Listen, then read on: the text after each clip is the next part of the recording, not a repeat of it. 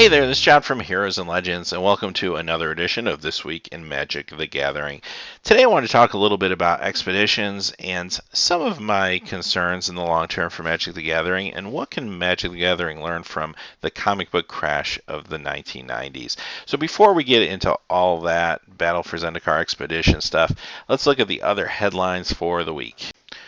First news item is, hey, congratulations to Seth Manfield for winning the Magic the Gathering World Championship. He took down 23 of the other best players in the world to take home the title. If you didn't see the coverage, really amazing stuff. Every year this is really fun to watch. It's just amazing, this level of play and the people that pour their time and energy into Magic and are able to be as great as they are at the game. So the top four consisted of Seth Manfield, Samuel Black, Paul Rietzel, and Owen Turnwald. Owen and Seth were both playing Abzan Control. Sam Black was playing a white Devotion deck, and Paul Rietzel was playing Hangerback Abzan. So Seth took Sam Black out in the semifinals. Owen defeated Paul Rietzel in the semifinals. So the final match was between two Abzan Control decks, and Seth Manfield won 3-2 over Owen. Now, first off, I do want to say, don't panic. Abzan Control, yeah, it's a great deck, but this doesn't mean it's going to completely take over the metagame. You do have to think that this metagame is very different than your normal metagame. When you're playing in the World Championship with 24 people, you're trying to kind of get in their head and outthink those other 23 people. So the metagame is very, very different. So don't feel like you have to go out there and buy the components for this deck for this week's Friday Night Magic or anything like that. The normal metagame is going to carry on. It's really not going to be impacted too much by this. If you want to take a quick look at the deck list, though, this is Seth Manfield's winning deck list, and I'll, of course, leave a link in the comments below so you can take a closer look at this. But kind of normal, what you'd expect from Abzan Control. You got your 3 Elspeths, you got your Courserers, your Den Protectors, a couple Nisas, 4 Siege Rhinos, a Tasker. There were 2 Languishes, 4 Thoughtseizes, 1 Tragic Arrogance in his main board. So there you have it. And then, of course, you have your instance, Abzan Charm, Bob Lights, Hero's Downfall. So nothing too shocking here. Just your run-of-the-mill stuff. But really great tournament. Congratulations to him. Really nice finish. Next item I want to talk about briefly was the announcement of Magic the Gathering Puzzle Quest. So, thought this was interesting. Basically, it's a puzzle game. It's going to be released for iOS and Android. It's a free to download, but it has in-app purchases. So basically the same formula for just about everything that comes out on iOS and Android nowadays. And it sounds like it's one of those kind of line up 3 pieces puzzle games, kind of like a Bejeweled maybe, but I suppose they're going to be using the Magic the Gathering mana symbols as the symbols. So I don't know. It's not something I'd probably pour money into for in-app purchases, but I'd probably check it out. I do like puzzle games. I do like games like Bejeweled and those type of games. So it could be fun, and maybe with the coat of Magic the Gathering paint and art on it, it might be pretty cool. So just wanted to point that out. Just thought that was interesting. Next news article I wanted to point out to you guys. I won't go into too much detail on this one, but basically, I thought this was cool, and again, there'll be a link if you'd like to read the whole article, but this article talked about ways and plans to help Magic the Gathering develop their judges, which I thought was really cool, and not just from a rules point of view. I think most judges pretty much know the rules and can make rules calls easily, but about things like really running a tournament and dealing with difficult situations, dealing with difficult people, managing gameplay in a tournament, managing the people that you have to manage, and how to really interact and just make the whole experience better for everyone. I just thought that was really cool. And maybe that's because I'm coming from a long management background. These are skills that you have to learn, and judges are never really set up for that. If they have it maybe in their private life, then it carries over. But for the most part, if you just kind of go in and become a judge, you have to kind of learn all that stuff on your own, and it can be difficult. I mean, even level 5 judges sometimes, or level 4 or 5 judges have difficulty with stuff like that. We've seen that in the past in the Pro Tour.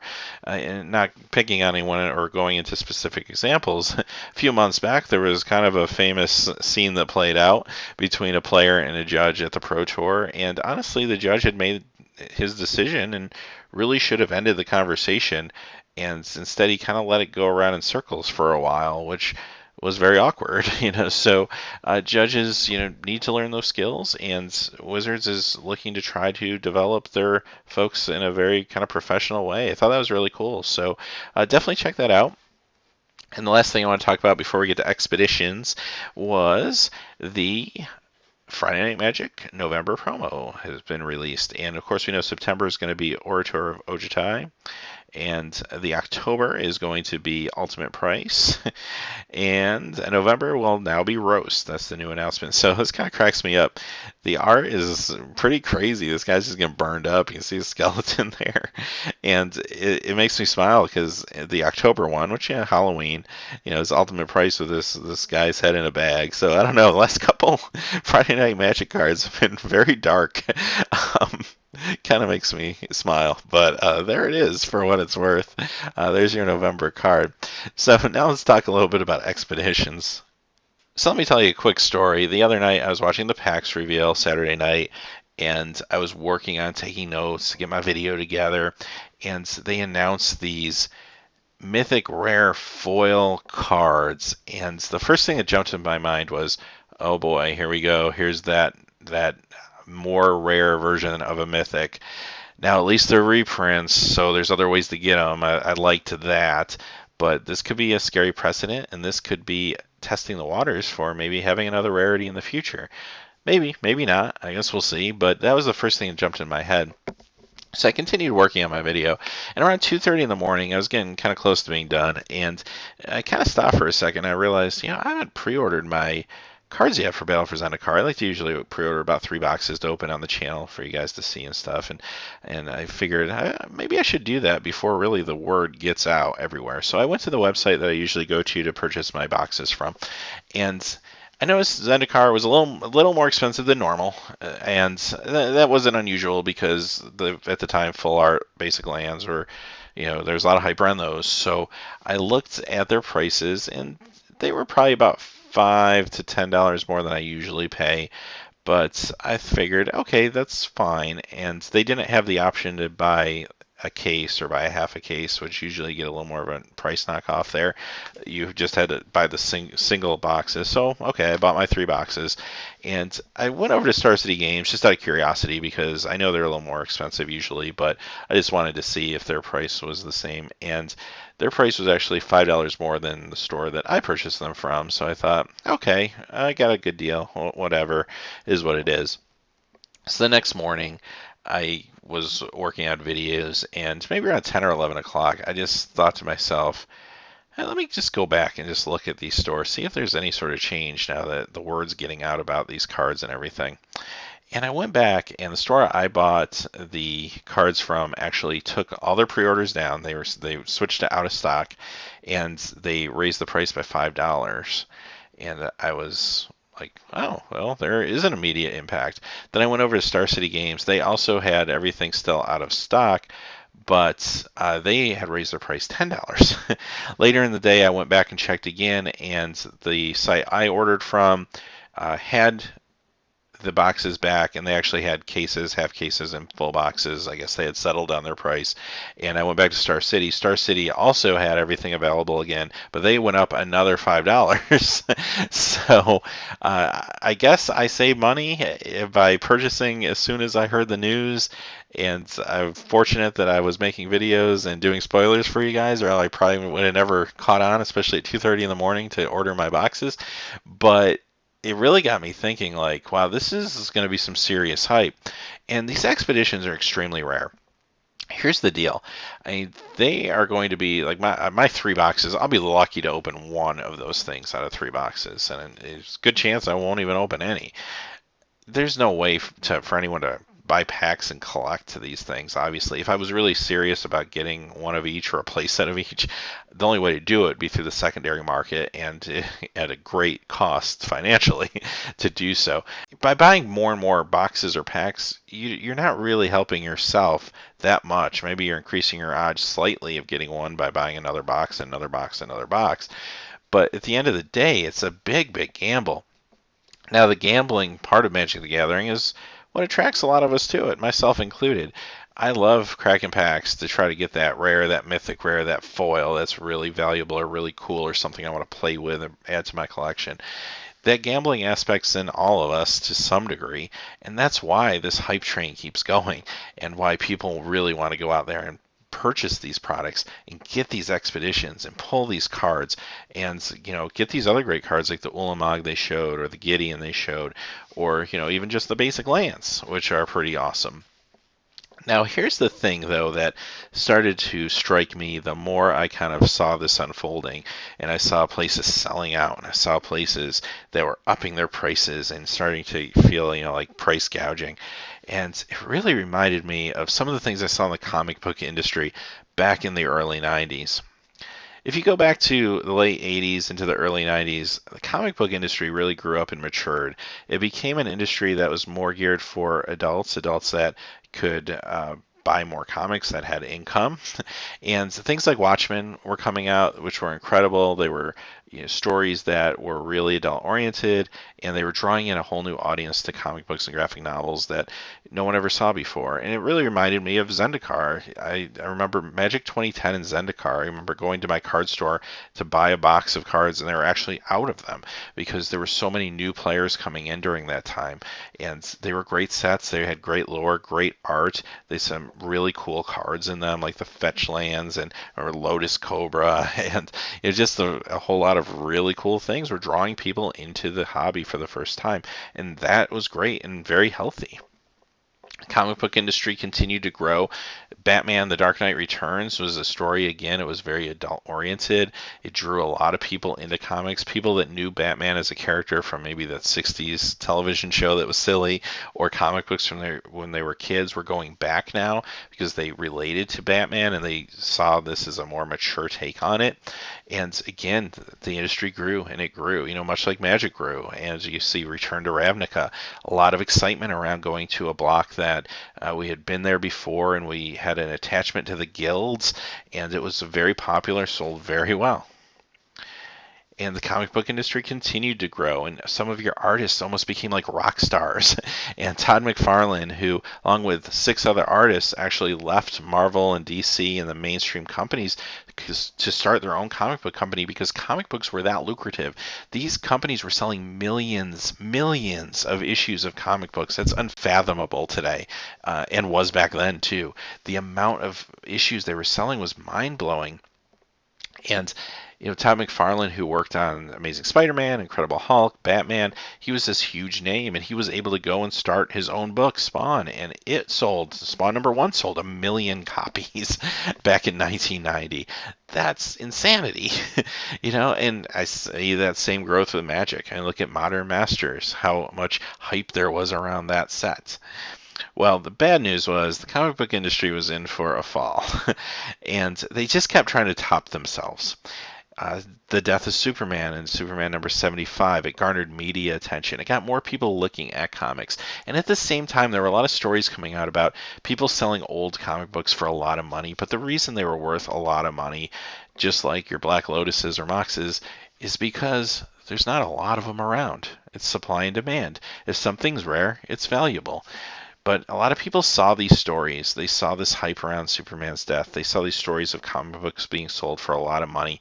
And they decided to get into the industry, not because they enjoyed comics or liked Superman, but because they figured they could make some money and speculate off this stuff and resell it. And that's where things get dangerous.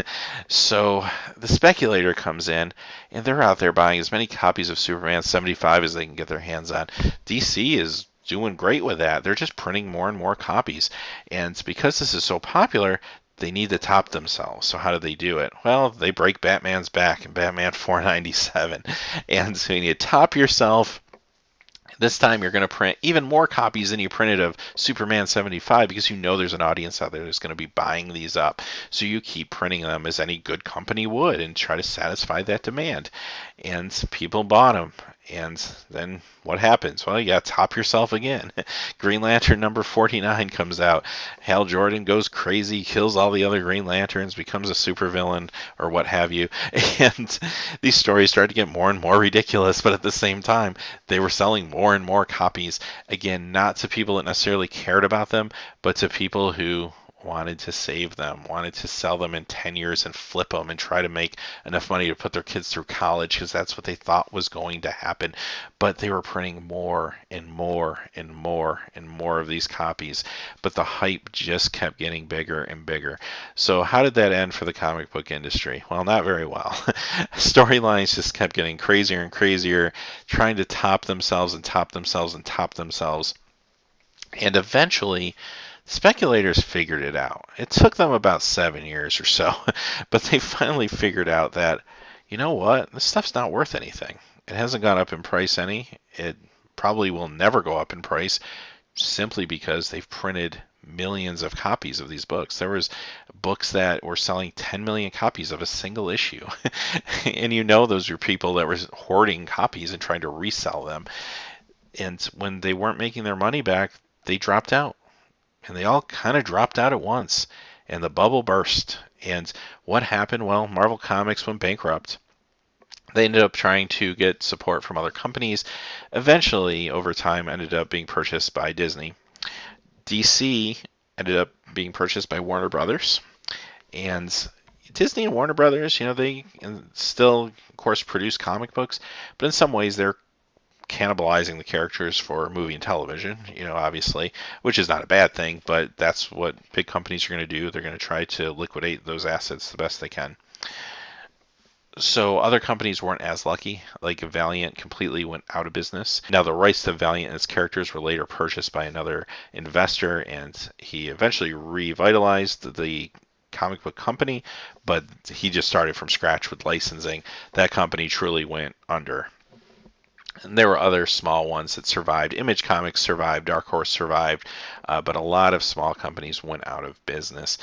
So why was this? Basically, they grew based on the fact that they were selling all of these copies. So companies start investing more into their product. They get bigger offices, they hire more people, they start producing more comics, so they're printing more, they have maybe bigger contracts with printers, and all of a sudden the bubble breaks. And they're pouring a ton of money into this product, and now they're not getting anything back. It's not selling like it used to sell. And if they can't adjust fast enough, they go out of business, basically. Now, Magic the Gathering has been growing in a very healthy pace over the years, and it's gotten big. But here's my fear as I started seeing these prices jumping up and the speculation over Battle for Zendikar and expeditions and full arts, basic lands. My fear is Hasbro is going to turn around and say, wow, Battle for Zendikar sold really, really well. Why did your next big set not sell as well? What are you going to do to get yourself back up to that level?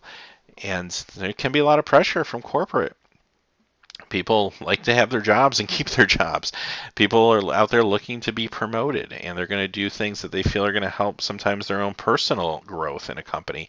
And so they're going to go back, and they may put the pressure on your folks like your Mark Rosewaters out there and say, you know what? We need to do something. We need to sell as much as we sold of Battle for Zendikar. And how do you do that? Well, unfortunately, some of the options aren't great. If you're getting a lot of pressure from corporate or from above to sell to a certain standard, well, you're going to start doing some things that maybe you wouldn't normally do, that maybe aren't good for the health of the long term of the game. Maybe you do start a higher level mythic that is even more rare. Maybe you just start making new cards at that level, and that really messes up the economy of, say, standard or modern. Maybe you take away the reserve list and you just start reprinting cards off the reserve list in that level. Maybe you just start reprinting cards that maybe they're not on the reserve list, but things like Damnation or Liliana the Veil or Snapcaster Mage, so are very sought after cards, but they create hype, they get people out there still buying packs and buying packs. If that happens, we could be in trouble, and speculators could jump on this bandwagon. It looks like they already are, and they could be hoarding up, buying hundreds of boxes of Battle for Zendikar, sticking them in a closet. Meanwhile, WotC thinks they're selling. They're selling a lot. They could go out, buy new offices, make make bigger deals with printers, go out there and hire more people to produce Magic the Gathering, and ultimately, when the bubble breaks, they're not going to be able to afford that stuff. And Hasbro may want to reconsider if Magic the Gathering is something they want to hang on to under their corporate umbrella. That's the worst case scenario. Now, are there ways to prevent it? Sure. Corporate Hasbro just has to understand that if a set sells like Battle for Zendikar, it doesn't mean every set's going to sell like that. Wizards of the Coast needs to understand that huge growth does not equate to long-term growth, and that they need to be wary of speculation and a bubble bursting type situation, and don't grow your company too fast.